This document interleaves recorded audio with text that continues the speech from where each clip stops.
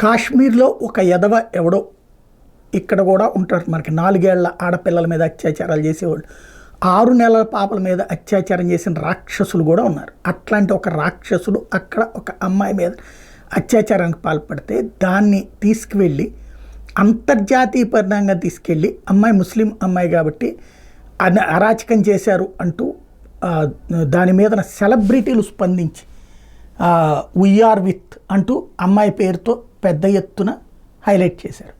అంటే అక్కడ నిందితుడు హిందువు కాబట్టి, అమ్మాయి ముస్లిం కాబట్టి.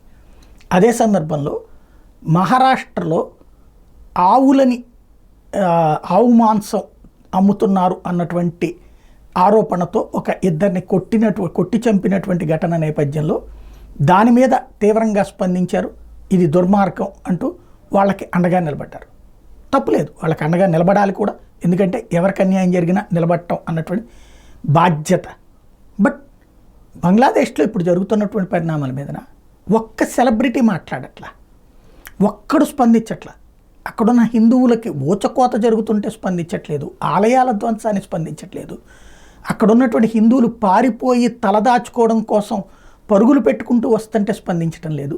మరి అంటే ఒకళ్ళకి బాధ వస్తే స్పందిస్తారు, ఇంకొకళ్ళకి బాధ వస్తే స్పందించదా? మన సెలబ్రిటీ ప్రపంచమైనటువంటి టాలీవుడ్లు, బాలీవుడ్లు, హాలీవుడ్లు, కోలీవుడ్లు, ఈ వుడ్లన్నీ అంటే హిందువుకి ఏం జరిగినా మనకేం పట్టదు అనుకునేటట్టయితే వీళ్ళు మరి ఎవరు? వీళ్ళకి ఏం కావాలి? అదే హిందువుని విలన్ని చేసిన ప్రతిసారి ఆ విలన్ని చేయడంలో మనవంతు పాత్ర పోషిస్తున్నామే, ఏం జరుగుతోంది?